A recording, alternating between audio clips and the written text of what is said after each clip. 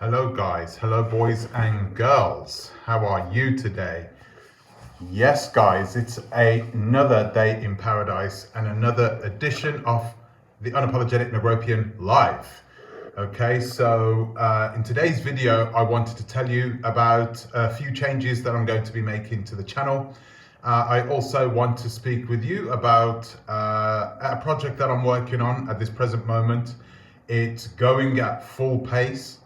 If I need to be honest with you, it's really going really quickly because it has to, because it has a lot to do with what is happening in Ukraine. So what is happening in Ukraine? You've got the war, of course, but you also have fleeing students and a lot of fleeing African students, and a lot of fleeing African students that don't quite know what their future holds. This war could go on for the next week, could go on for another month, can go on for another year, 2 years, 3 years, who knows? I don't, and neither do you. So, what are these children going to do? These youngsters, okay, most of whom are in STEM field educations, yeah? Science, technology, engineering, and medicine, okay? So, these are pretty smart individuals, right? A lot of them are having to learn Russian before they start on their courses. Can you believe that? This is how smart a lot of these African kids are. They really are the best of the bunch. And at this current moment, they are in disarray because they just don't know what is happening next. They don't know what is going to happen with their education, whether they are going to be able to finish it. And of course, we can ill afford on the African continent to lose such talent. Wait for the live next time I'm at work. I know, I didn't know I was going to be doing this live until a couple of hours ago, if I need to be honest with you. I'm sorry, but yeah, I just thought I'd jump on, and then, you know, I'm not going to stay long on this live anyway, so you guys can, if you want to watch it afterwards, please feel free to do so. I'm only going to be staying on for hopefully top 20 minutes because I just want to tell you guys what I am working on. So like I said, you have these African students and they are in a situation where they don't quite know what they are going to be planning to do next, where they are, how they are going to complete their education. A lot of them, their paperwork is still at the universities. They can't get a hold of them. They keep their documents. So what's happening here is we are in a situation where they have to, they are now going to have to keep their fingers crossed and hope that something pulls through. Mr. Putin stops throwing his missiles and throwing his toys at the pram, and they can continue with their education somehow. And that's unless Mr. Putin hasn't destroyed the educational facilities that they were working in. It's getting that bad, unfortunately. So, where to next? What do we do? So, I am working on a project which is going to help those particular students to continue their education. It's either by continuing it online or by continuing it at another university, perhaps in Russia, or perhaps, you know, somewhere where they know the language, perhaps the UK, you know, giving them the opportunity to get these student visas so they can come into the country, continue with their work, yeah, and then as and when the situation improves in Ukraine, then they can go back and they can complete their education there. So Russia and Ukraine are just as bad as each other when it comes to the far right. Russia is not as bad as the Ukraine. The Ukraine is more of a democracy. So In Russia, it's more frowned upon to be that way, if you know what I mean. Because of Russia's history, um, it's different. I believe it's different anyway. So I'm working on a project, hopefully that will culminate in the building of an NGO, um, which is going to be there predominantly to help students, not just in the diaspora, but also across the continent, to help them get easier access to STEM field educations and a definitive pathway into STEM field careers and and industries as well. Putin is the man of steel. Yeah, but anybody can stand in their little office and press buttons, order people around, right? Yeah. Putin is a puppet as well. Remember that. He was put in place as well. Like, who put him in place? The guy's dead now. Someone gave him that job. It's not like he just worked his way up the ladder. Anyway, so that is what is happening at this moment. So if you've watched my video that I made a couple of months ago, no, this is way back in August actually. And watch my video where I speak about my involvement in the Open Society, which is another NGO ran by George Soros. And of course, this NGO in particular, Gorbachev. No, it wasn't Gorbachev actually, it was somebody else. Gorbachev didn't put Putin in place, it was somebody else. It was an oligarch actually. Gorbachev is still alive, by the way. I don't think he's dead yet. Anyway, but yeah, so where was I? So I told you in that story about my wife's uncle and about her side of the family and how they were helped to escape the war-torn Balkan regions. So they escaped from there. They were Muslims, okay, so they had to go because the situation that they were in is the same situation the Jewish people were in during World War II. There you go. So they had to leave and they escaped. And Boris Yeltsin, no, it wasn't. It wasn't. It was Roman Abramovich's friend. The guy's a multi-billionaire. He passed away though. He lived in London. I can't remember his name though. But Roman Abramovich actually had something to do with it as well. Yeah. So, yeah. So where was we? So what we have is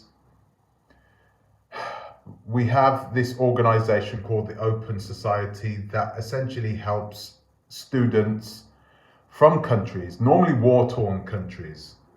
Yeah, and these students are normally the brightest students, okay? And what the Open Society does is it gets these brightest students and says, hey, we need you. You are the future. And I truly do believe that STEM field education and careers are the future for Africa. It's going to be our backbone, really. And I don't see how we can progress as a continent altogether unless we invest in our youngsters, in our youth, and in STEM field education and industries. It's just not going to happen. So I'm going to be helping these students to facilitate the continuation of their degrees, of their education in medicine or whatever they are planning to do. And they will hopefully be able to finish their courses in the Ukraine.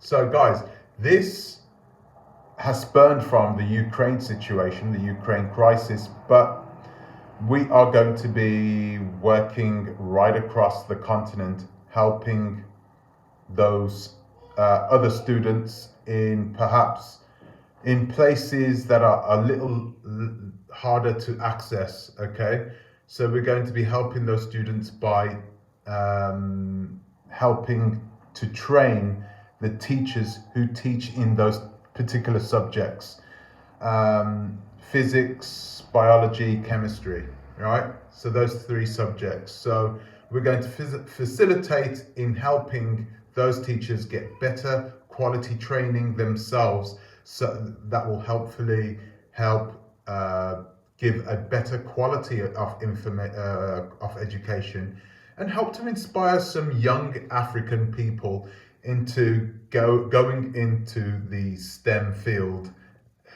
careers. So that is what I'm going to be doing, and I feel excited about it. I feel really, like this is something which is going to come good. This is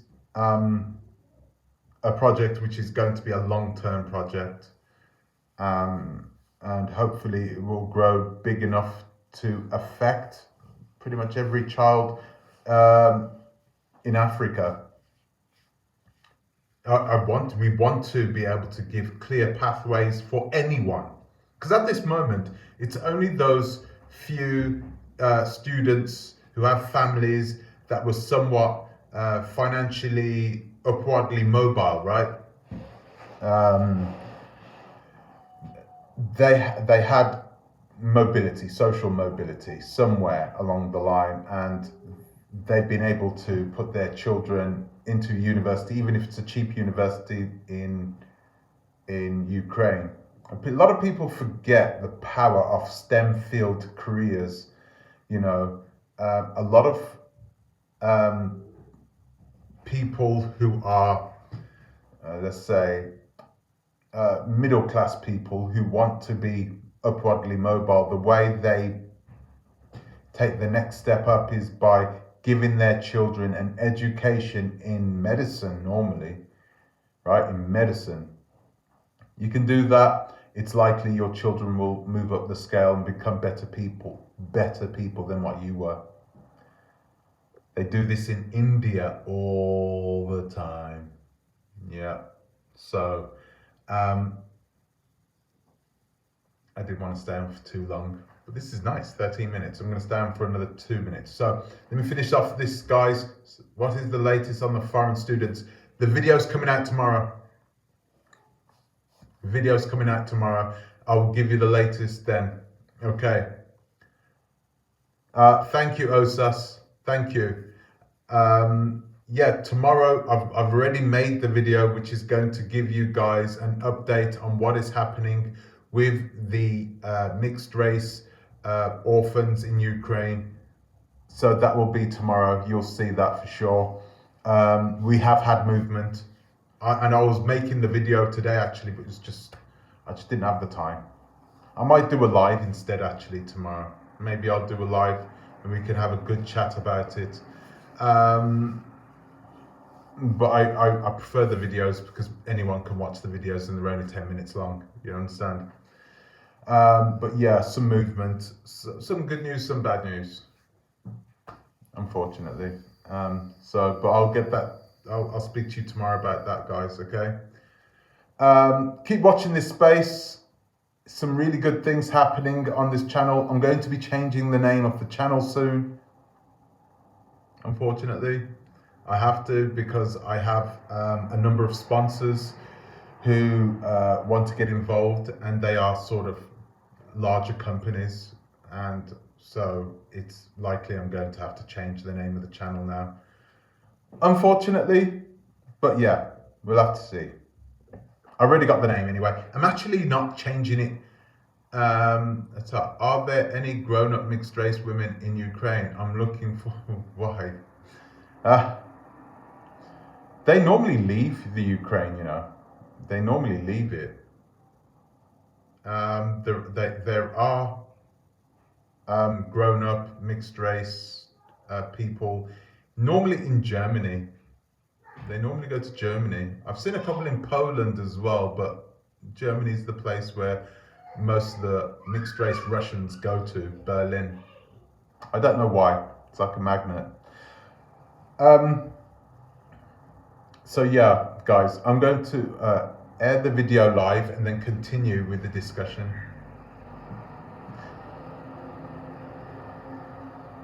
Yeah, maybe I'll do that. Maybe I'll do a combination of both. So what I'll do tomorrow is I will make the update video.